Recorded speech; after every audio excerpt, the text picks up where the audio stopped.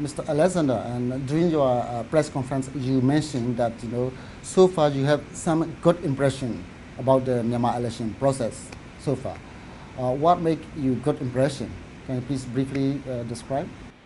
Well, I would not say that I have a good impression about the election process, but what I do have a good impression about is that in the country there is clearly a consciousness that this is a historic election for Myanmar, that we are here to observe, and I am happy that we were invited to observe this historic election of the Myanmar people. And you also prefer not to use the term free and fair, but rather than that inclusive and other terms. What is the reason for not using the term free and fair? Well, we believe that free and fair sounds like a rubber stamping, very superficial a way of describing something that is much more complex really and difficult and detailed. So we think a genuine election, one that reflects the will of the people, a transparent election in which the information is available to as many people as possible, and a credible election where there is a confidence in the proceedings, that is what really matters.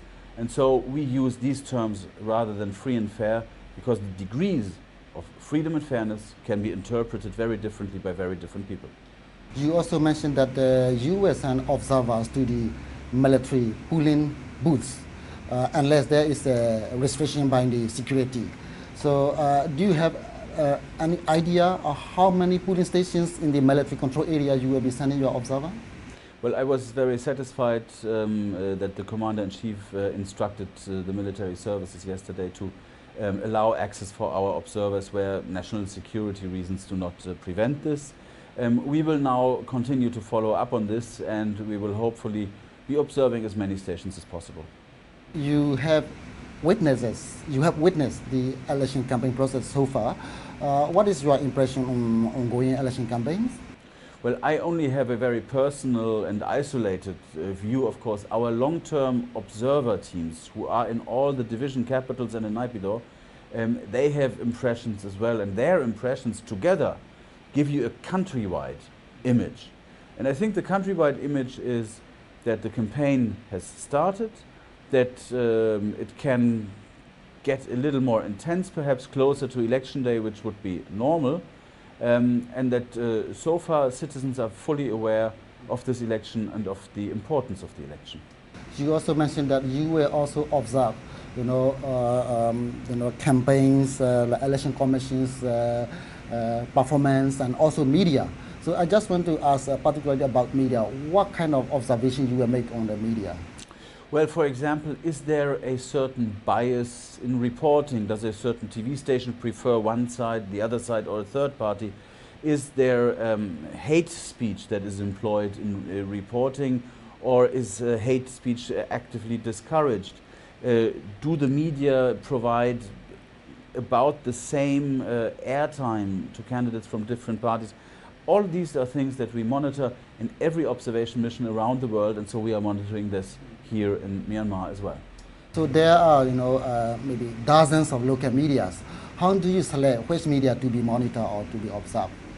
Well, we have a monitoring team. We have, I think, 8 TV stations and 12 or 15 radio stations that we monitor together with the print media, of course, and some online activities. And we have experts who have applied a certain set of criteria to identify the most important ones for this monitoring exercise. And I think we will have a very representative and accurate image afterwards. You mentioned that what you will not do regarding your observation. But let's say party representatives or voters come to you and complain, or I am badly treated. So will you listen such a complaint and information from the voters or party representatives? Yes, absolutely.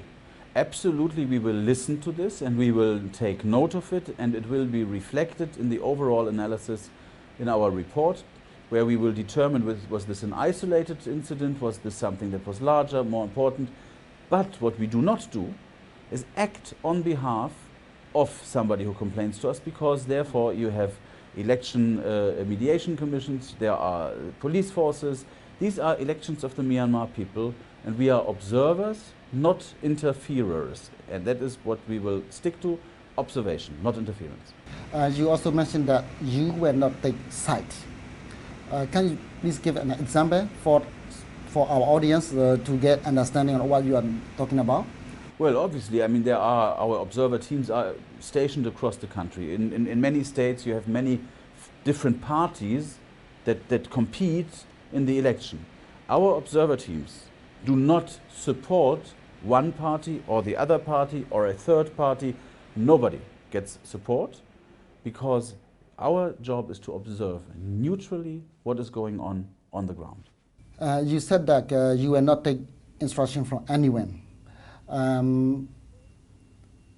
What is your discussion, your agreement with the Union Election Commission here? So any of them can be considered as instruction from them as well? No, we have a memorandum of understanding that we signed, and it says very clearly our observers can move around the country freely. They can talk to anyone, and I will collect all that information that they gather together with my team. We will analyze it, distill it into a report, and nobody has any say about this report except me. Okay, thank you very much. Thank you.